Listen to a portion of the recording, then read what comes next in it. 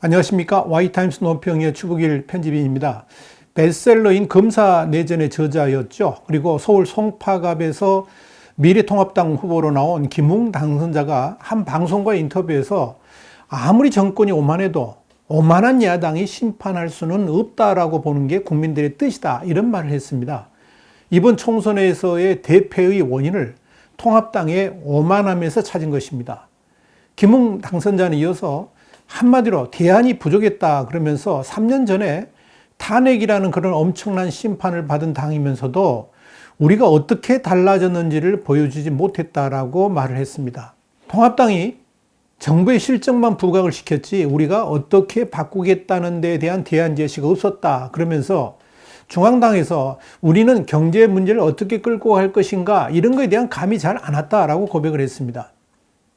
통합당 지도부의 오판과 무능을 꼬집은 것입니다. 그러면서 김웅 당선자는 일단은 정권도 오만했지만 야당도 통합당도 오만한 것이 아니었나 본다.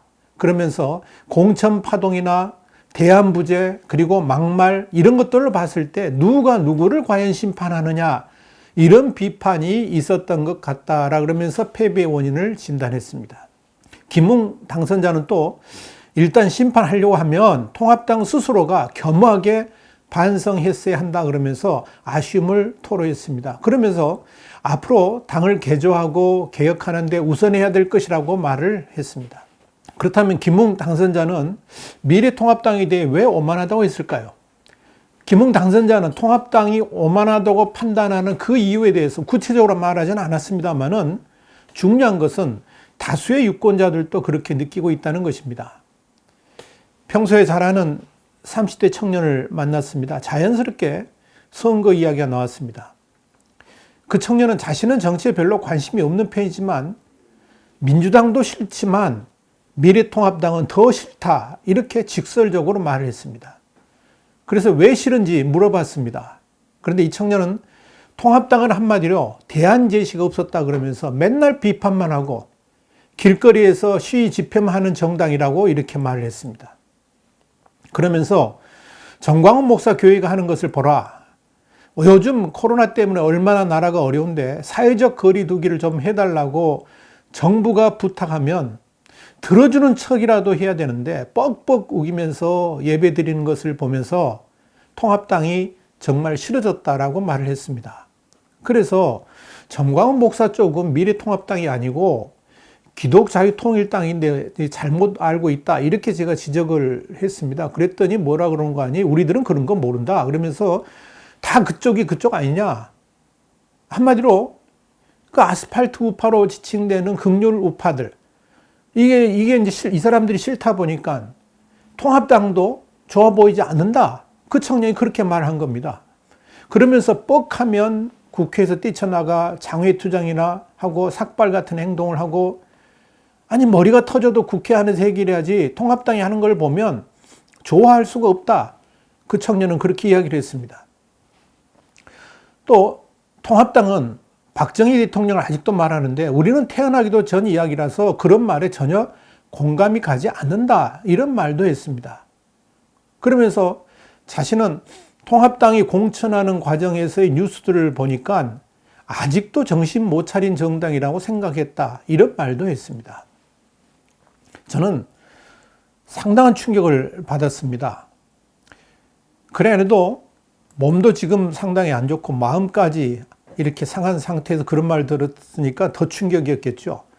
보수파들이 정말 착각하는 것 자체가 뭐냐면 극렬 지지자들의 생각이 국민 모두의 생각이라고 믿는 거고 또 그렇게 믿어야만 된다라고 생각하는 겁니다. 그러다 보니까 통합당 자체가 그들 극렬 지지자들에게 휘둘리고 있는 겁니다. 그래서 정말 선거에서 주 타깃으로 노려야 될 중도층 유권자들, 특히 2040 세대 유권자들을 등 돌리게 만드는 일이 너무나도 비일비재하게 발생하고 있다는 이야기입니다. 앞서 언급했던 30대 청년도 한마디로 통합당은 아직도 꼰대당이라고 느껴진다라고 정리를 했습니다. 그러니까 싫다는 겁니다. 그렇다면 왜 통합당이 오만하게 보였을까요? 왜 통합당이 민주당보다 더 싫게 느껴졌을까요? 첫째는 공천에서의 오만함입니다. 통합당의 오만함은 공천 과정에서부터 시작됐습니다. 선거는 항상 최악의 상황을 전제하고 전략을 짜야 합니다. 그런데 통합당 공천관리위원회는 전혀 전략이 없는 공천을 했습니다. 이른바 중진들의 험지 출마라는 명분을 내서 가지고 삼성급 이상 후보들의 지역 재배치를 단행했습니다. 이 과정에서 홍준표나 김태호, 윤상현, 권성동 이런 후보들을 사실상 출당 조치했죠. 여기에다가 친박 후보는 안 된다. 지금 때가 어느 때인데 아직까지도 친박, 비박을 따지고 있었던 거 아닙니까? 그러다 보니까 이렇게 퇴출하는 후보들이 많았죠. 그런데 결과는 어떻게 됐습니까? 홍준표, 김태호, 윤상현, 권성동 다 살아서 돌아왔지 않습니까? 통합당의 공천은 한마디로 배부른 공천이었습니다. 절박함이 부족했다는 것입니다. 역사에서 가정이라는 것은 정말 의미 없는 것이긴 합니다만은 만약 홍준표 후보를 그냥 김해로 보내가지고 김두관 후보하고 맞붙겠더라면 어떠했을까요? 김병준 후보를 차라리 종로에서 그대로 나오게 하고 본인이 원하는 대로 그러고 황교안 대표가 전국을 돌아다니면서 지원 유세를 하게 했더라면 어떠했을까요? 아니 황교안 대표가 2년 후에 어차피 대선 도전하는 거 아닙니까? 그러니까 국회의원 배치 하는 거 별로 중요한 거 아니잖아요? 아니면 차라리 종로에 김태우 후보 같은 정치 신인을 이낙연 후보하고 맞붙게 했더라면 어땠을까요? 꼭 황교안 대표를 종로에 출마시켜가지고 발을 묶은 것이 최선의 방안이었을까 하는 아쉬움이 듭니다. 중진들의 험지 배치보다 더 중요한 것은 포기할 지역은 과감하게 포기하더라도 이길 지역에서는 반드시 이기는 전략으로 가야 되는데 통합당 공천관리위원회는 중진 험지 배치를 통해서 모두 다 이길 수 있을 것이라고 착각했던 겁니다. 오판이죠. 이것이 바로 오만입니다. 그러면서 얼마나 많은 잡음들이 또 생겨났습니까? 두 번째는 변화되지 않았다는 오만함입니다. 젊은 세대들이 통합당을 싫어하는 가장 큰 이유이기도 합니다. 탄핵 과정을 거치고 지난 대선과 지방선거에서 패배를 했으면 여기에 걸맞게 통합당도 변화됐어야 합니다. 이름도 바뀌었고 심지어는 당 색깔까지 교체됐는데 행동하는 것 전혀 변화되지 않았죠. 또 주요 인물들까지 그때나 지금이나 달라진 게 없습니다. 그것이 바로 오만입니다. 겸손하지도 않았고요. 그저 민주당을 비판만 해댔습니다. 그렇다고 국민들을 설득하려고 하는 의지도 없었습니다. 이게 문제입니다. 세 번째는 대안 제시도 없는 오만함입니다. 코로나 사태로 인해서 재난지원금 문제만 해도 그렇습니다. 민주당 정권이 70% 국민들 대상으로 현금을 살포하겠다고 했을 때 통합당은 보수 정당답게 파퓰리즘의 문제점을 지적하면서 오히려 국민들을 설득했어야 됩니다. 왜 문제가 있는지, 그렇게 하면 왜 안 되는지, 무조건 70%가 아니라 꼭 필요한 사람에게 지원해야 되는 이유, 이런 것들을 주장했어야 옳습니다. 그게 바로 우파 정당이고 보수 정당으로서 해야 될 일이죠. 그런데 보수 정당이라고 말하는 통합당은 오히려 한술 더 떠가지고 전 국민에게 지급을 주창하고 나섰습니다. 그렇다고 국민들이 통합당에게 잘했다고 박수칠 리가 없죠. 여러분, 선거는 프레임 싸움인데 계속해서 민주당의 프레임에서 벗어나지 못하고 끌려다닌 겁니다. 그러다 보니까 100만 원이니 50만 원이냐 이런 포퓰리즘 싸움에서 놀고 있었던 겁니다. 김종인 위원장이 제기했던 말이 있었죠. 국가예산 전환 같은 이런 방안에 대해서 좀 더 적극적으로 대국민 설득이 필요했었는데 통합당은 그러질 않았습니다. 그러다 보니까 통합당은 한마디로 이념이나 정체성도 없는 민주당과 똑같은 정당이 되어버린 거죠. 그러면서 문재인 정권 심판론을 제기하니까 앞뒤도 도대체 맞지 않는 이야기를 하고 있었던 겁니다. 통합당은 이번 선거에서 국민들이 피부에 와닿는 경제 살리기 문제를 집중 부각했어야 됩니다. 정권 심판이라는 1차원적 접근이 아니라 우리 당이 일당이 되면 경제를 이렇게 바꾸겠다. 이런 미래를 내다보는 대안 제시를 했어야 됩니다. 그것이 바로 뒤집어 보면 그게 바로 정권 심판론 아닙니까? 직결되는 거죠. 그런데 통합당이 하는 방식은 옛날과 전혀 다르지 않았습니다. 그저 심판론 뿐이었습니다. 그렇게 전혀 변화되지 않는 통합당의 모습이 오만하게 보인 겁니다. 그러니 대한정당으로서 지지를 얻는데 실패한 것 아니겠습니까? 여러분 어떻게 생각하십니까? 또 하나 정말 큰 문제가 하나 있습니다. 네 번째로 지적하고 싶은 게요. 청년 세대의 감성을 무시하는 오만함입니다. 너무너무 오만했습니다. 앞에서 언급했던 김웅 당선자의 발언 가운데 특히 주목을 끄는 부분이 차명진 후보의 세월호 관련 발언에 대한 평가였습니다. 진행자가 이렇게 물었습니다. 차명진 후보가 주말에 계속 막말을 더 쏟아내고 할 때 수도권의 통합당 후보들은 뭐라고 했는지 좀 원망의 소리도 있었는데 이렇게 물으니까 김웅 당선자가 그런 말을 했습니다. 세월호라는 엄청난 아픔을 우리가 공감하고 있다는 것 자체가 중요한데 개인의 일탈이라고 할 수 있는 아주 작은 사소한 부분을 가지고 말하다 보니까 국민들이 봤을 때는 통합당이 과연 그 아픔에 공감하고 있는가 하는 의구심을 갖게 만들었다. 이런 말을 했습니다. 그러면서 그 상황에서 통합당 후보들이 차명진을 원망하는 이야기를 하면 이게 더 커지고 차명진 그만둬라 뭐 이렇게 말을 하면 차명진이 한 번 더 기사로 나올 것 같기 때문에 이걸 키울 수도 없고 말도 못했다 그러면서 정말 보수가 이렇게까지 감수성이 부족하다는 것을 국민들한테 보여줘야 됐는지 한탄스럽다라는 말을 했습니다. 앞서 만났던 30대 청년도 그런 말을 했습니다. 세월호 유족 가운데 그런 짓을 했다 할지라도 그런 것으로 세월호를 폄하해서는 안 된다라고 직설적으로 이야기를 했습니다. 4월 16일이 바로 세월호 추모일인데 그러니까 선거일 다음 날이죠. 그렇게 민감한 사안에 대해서 막말하고 또 차명진 후보를 처리하는 과정에서 보여준 모습은 정말 싫었다 이런 말도 했습니다. 그러면서 그렇게도 감정도 무딘 정당이 바로 통합당이다. 달라진 게 하나도 없다. 이렇게 직격탄을 날렸습니다. 우리 신문이 통합당 참패 마지막 일주일간 무슨 일이 있었나라는 분석 기사를 냈었죠.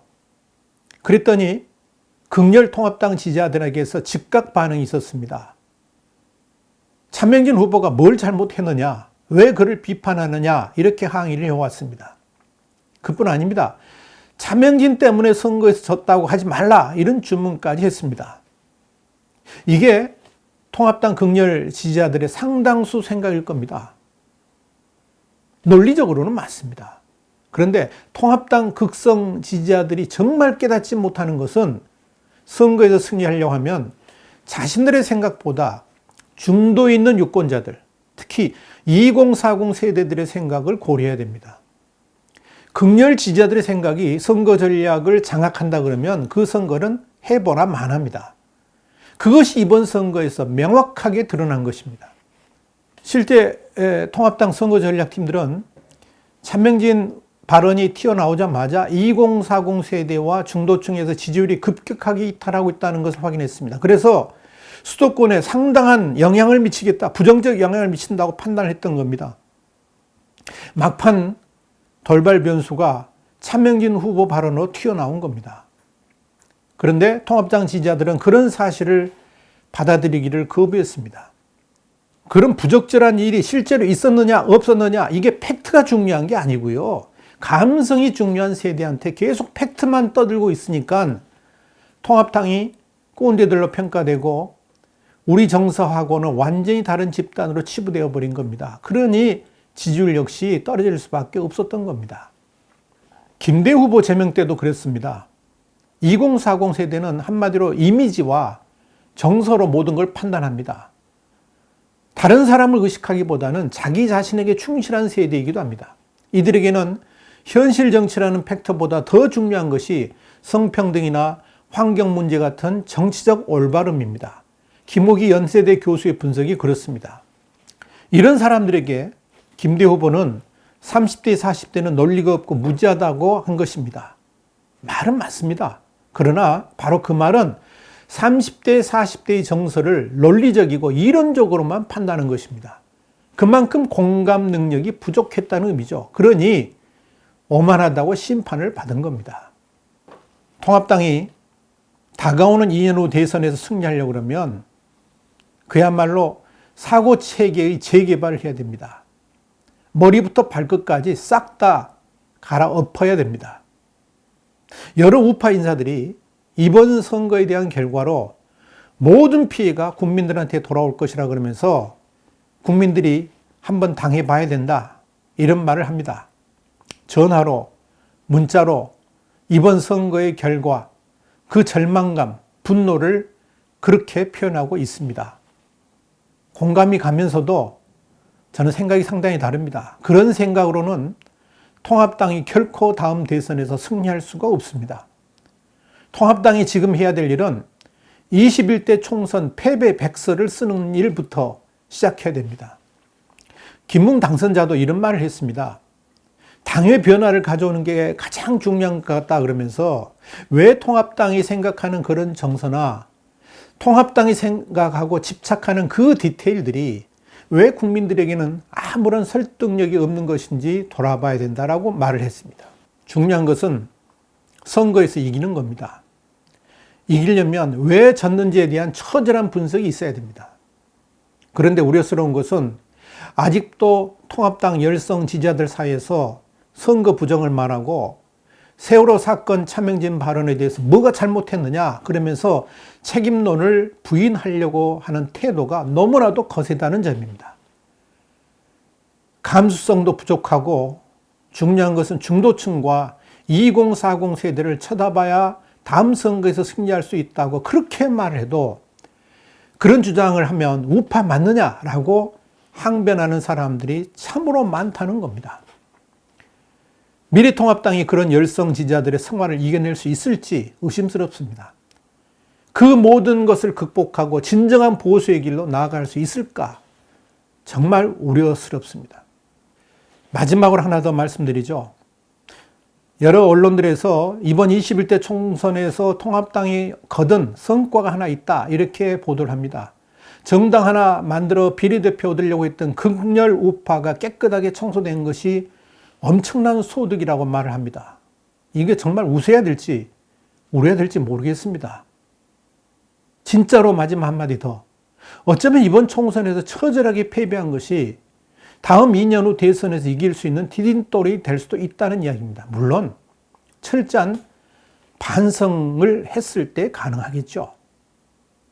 YTimes 논평이었습니다. 다음 시간에 다시 뵙겠습니다. 감사합니다.